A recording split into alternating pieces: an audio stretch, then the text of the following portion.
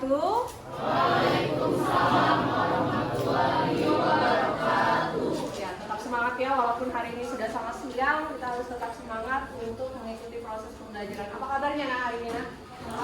Sebelum kita belajar, silakan dicek dulu sampah-sampah di dalam laci ataupun di bawah meja kursi kalian ya, supaya kita nyaman saat belajar nanti. Sampah-sampahnya diambil dulu, ada kertas, ada plastik, dibuang dulu. Ya, tolong Yusuf, Dimas dibantu berdoa dulu.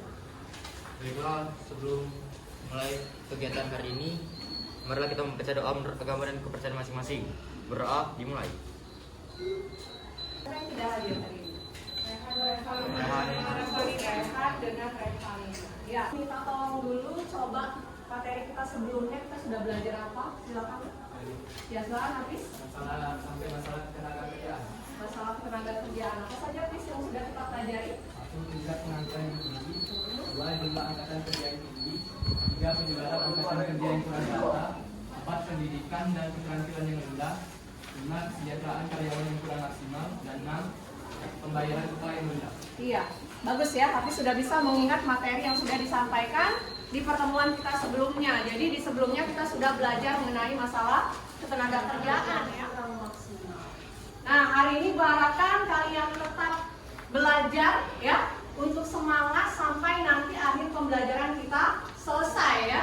Jadi pembelajaran ini penting karena nantinya kalian semua di sini akan memasuki dunia kerja yang nyata. Nah, kalian akan menghadapi berbagai permasalahan di dalam ketenaga kerjaan. Yang pastinya harapan kita kalian nanti ketika bekerja akan menjadi tenaga kerja yang profesional yang memang benar-benar ahli di dalam bidangnya masing-masing. Tujuan pembelajaran yang akan kita capai di dalam pembelajaran ya, setelah melaksanakan proses pembelajaran melalui problem based learning dan menggali informasi melalui diskusi, nanti diharapkan kalian sebagai peserta didik dapat menganalisis masalah pengangguran yang mereka. Kemudian yang kedua, nanti kalian diharapkan sebagai peserta didik dapat menganalisis sistem upah dengan tepat ya. Nah, hari ini Bapak Ibu mau bertanya dulu, kira-kira kalau di dalam kehidupan sehari-hari pernah tidak kalian melihat orang yang menurut kalian orang ini bisa dikatakan sebagai pengangguran? Pernah tidak melihat seperti itu? Ada yang bisa cerita mengapa kalian bisa mengidentifikasi bahwa orang ini pengangguran? Iya, silakan Noval. Karena orang tersebut tidak mempunyai pekerjaan atau penghasilan yang tetap dan orang tersebut tidak mempunyai skill yang mumpuni untuk melamar di pekerjaan yang diinginkan. Iya, bagus sekali pendapatnya. Kasih atas dulu untuk Noval. Jadi menurut Noval, dia pernah melihat orang yang tidak bekerja. Ya. Kemudian di situ Noval mungkin langsung mikir, oh orang ini tidak bekerja karena yang pertama orang ini tidak punya skill, tidak punya keterampilan. Bagi kalian menjadi 5 kelompok kecil, ya. Nanti kelompok ini sudah ibu tentukan orang-orangnya dan materinya. Kalian bisa lihat di depan ya. Nanti ada, nah ini. Jadi kelompok 1, kelompok 2, kelompok 3, kelompok 4, dan berikutnya ada kelompok 5. Coba kelompok 1, kelompok 2, 3, 4, dan 5 silakan bergabung membentuk kelompok. Kalian silakan buka link YouTube ya, link YouTube biar kalian bisa menyimak tayangan video berkaitan dengan masalah pengangguran dan sistem upah. Ya.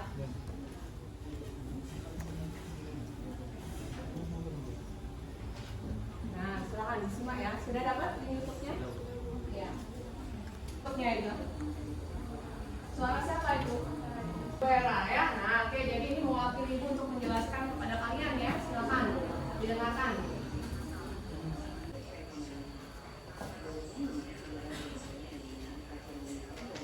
Kalian dan boleh juga buka e-book yang sudah di-share di grup WhatsApp-nya ya. Nah, ada bisa buka ya. Di sini ada boleh scan QR namanya. QR itu adalah artikel yang bisa membantu kalian untuk literasi digital. Bertanya mengenai materi yang sudah ditayangkan tadi atau melalui e-book ya, buku cetak, buku paket yang sudah kalian baca. Silakan bertanya. Salah satu masalah tenaga kerjaan itu penyebaran angkatan kerja yang kurang rata. Nah, kenapa cuman kebanyakan angkatan kerja itu di Pulau Jawa yang tinggi? Oke, bagus ya. Jadi salah satu yang menyebabkan pengangguran itu adalah jumlah angkatan kerja yang tidak merata katanya tadi ya. Nah, sekarang ditanyakan kenapa di Pulau Jawa itu jumlah tenaga kerja banyak. Jadi orang kebanyakan melakukan pekerjaan di Pulau Jawa. Kenapa? Angkatan kerja itu lebih padat di Pulau Jawa. Ada yang bisa menjawab? Sekali. Menjawab karena ada sektor perekonomiannya, ada industri, ada perusahaan-perusahaan, ada perusahaan dari luar negeri kayak itu, maka di sana itu banyak pekerja itu ke sana. Jadi benar kalau Pulau Jawa itu merupakan pusat industri sebenarnya. Tadi sudah dijelaskan sama Dea Lupa dengan Sister Ayu ya. Nah kemudian kenapa sih kalau di Pulau Jawa itu sangat padat angkatan kerjanya? Karena fasilitas yang lengkap. Jelas ya. Jadi tenaga kerja itu melihat bahwa di Pulau Jawa orang sangat mudah untuk mendapatkan akses apapun. Ya, beda dengan kalau kita tinggal di. Kenapa di Indonesia banyak pengangguran? Kenapa di Indonesia banyak pengangguran? Mungkin ada yang berpendapat dulu. Karena kurangnya lapangan kerja. Kurangnya lapangan pekerjaan. Jadi, ya. Rendahnya tingkat pendidikan dan keterampilan.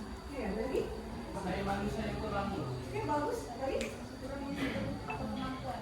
iya. Tadi apa? Tidak sesuai dengan kriteria. Tidak sesuai dengan keahliannya. Oke, jadi itu semua adalah penyebab dari pengangguran ya. Jadi ada banyak sekali yang menyebabkan pengangguran itu terjadi. Ya, dari materi yang sudah kalian tanyakan, sekarang Ibu kasih kesempatan kalian untuk berdiskusi.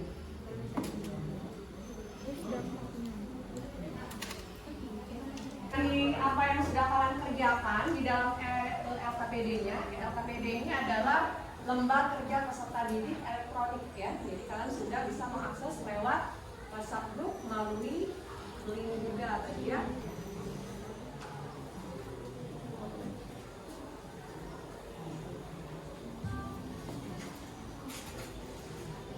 Kalian Ibu minta dari berbagai gagasan, ide, pendapat yang sudah kalian kemukakan di dalam kelompok, silakan digeneralisasi ya nak ya, dijadiin satu. Ya, dijadiin satu pendapat, kemudian nanti cari literatur yang menguatkan, jangan cuma pendapat kalian. Jadi apa yang kalian tuangkan di dalam LKPD itu adalah penguatan dari kajian literatur yang memang ada pendapatnya di dalam literatur. Ya, cari sumbernya ya, literaturnya. Banyak itu nanti.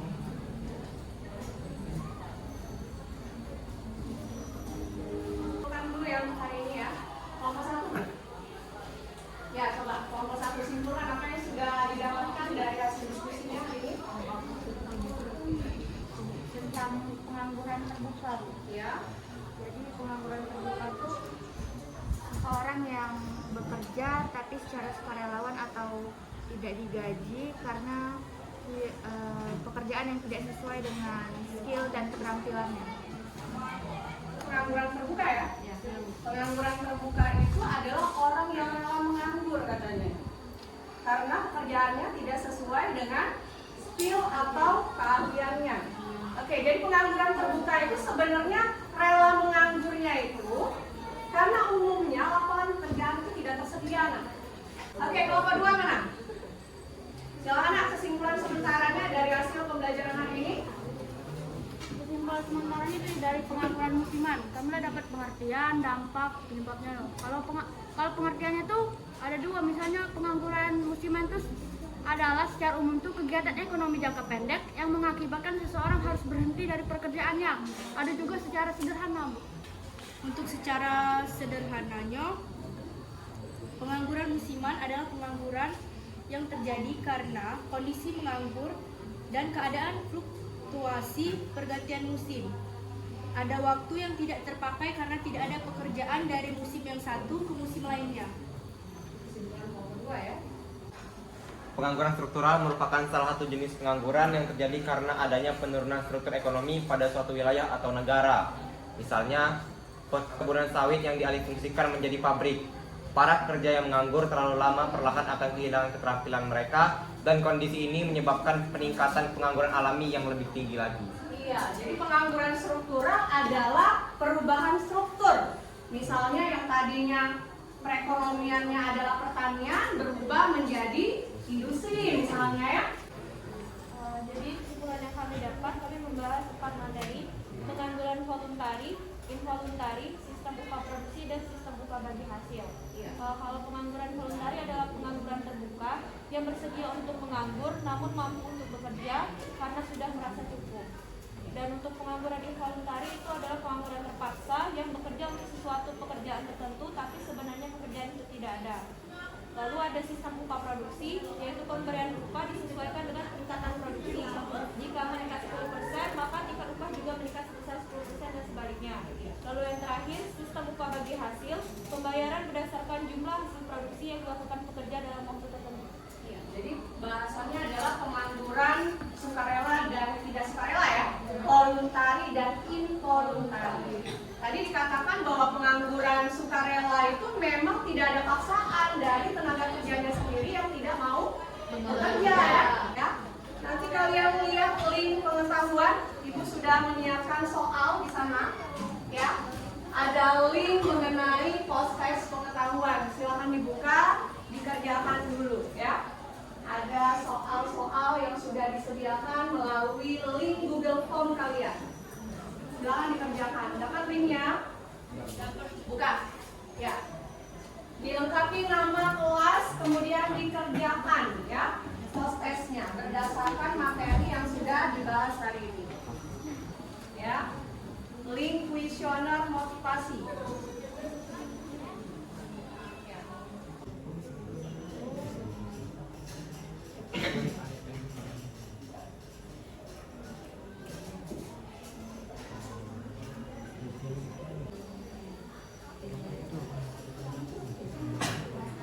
Silakan dikirim ya kalau sudah.